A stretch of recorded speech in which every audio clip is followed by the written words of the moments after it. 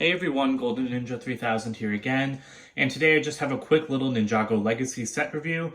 This is set number 71700, Jungle Raider, 127 pieces, costs $10 in the US, and it released January 2020. It has one minifigure, so let's get started by looking at Lloyd. Alright, so here's the Lloyd minifigure. The minifigures in the Ninjago Legacy line aren't an exact remake of the previous ones from 2014 or 2015. Rather, they're just like reimaginings. So you can see he has the Ninjago movie hair and head, as well as the Chinese-style Dao sword. But his torso is pretty faithful to the Tournament of Elements outfit. You can see he doesn't have any sleeves. There's just some nice open robe detailing on the front. And then around the back, he does have his dragon emblem. And that's what he looks like with the face scarf off. And around the back, you can see he does have an alternate face. And again, this is the same face that they've been using for Lloyd since the 2017 Ninjago movie. All right, so here's the only build of this set. As you can see, it's the Jungle Raider vehicle itself. There are a couple stickers that you apply, but I don't think that that's too bad for a small set, and it does make the front of the car and sides look really nice. There's a bunch of katanas everywhere, so I really like it when they use katanas for detailing. You can see that there's 5 on this car, 2 up front, 1 on each side, and then 1 back here. And that's really nice because then you can just pull them off and use them as weapons. I also like the pearl gold wheels a lot, and then around the back there's like just this flap detailing. Those can be moved up and down, of course, and I always love it when they use this like kind of roll cage piece. And speaking of roll cage, this is meant to be like a little built-up roll cage. Inside, you can see that printed Ninjago slope that they've been using for a couple years, and you can just sit Lloyd down in there, lean him back, and he fits in with his sword and everything, which is pretty nice.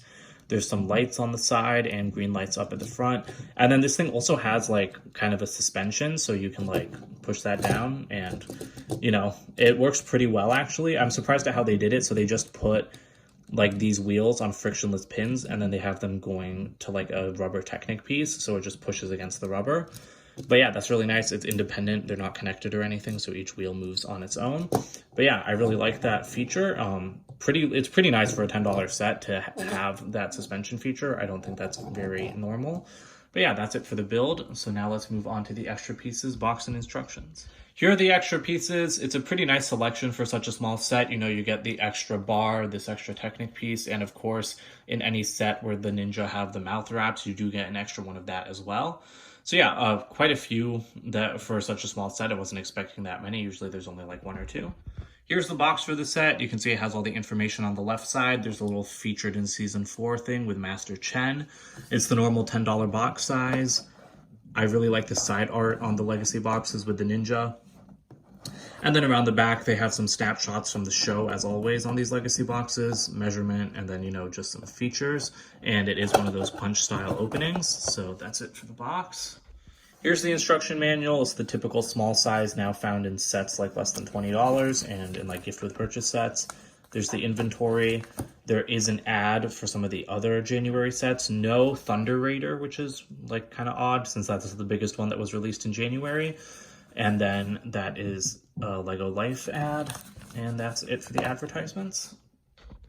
So overall, I think that this is a pretty great little $10 set. I never owned the original Jungle Raider, so I can't really speak to how different this one is from the old one. But something that I really don't like about this set is that it only includes 1 minifigure. 127 pieces is great value for a $10 set, and you know the size of the thing is also pretty great. If they sold this for 15, I wouldn't complain either.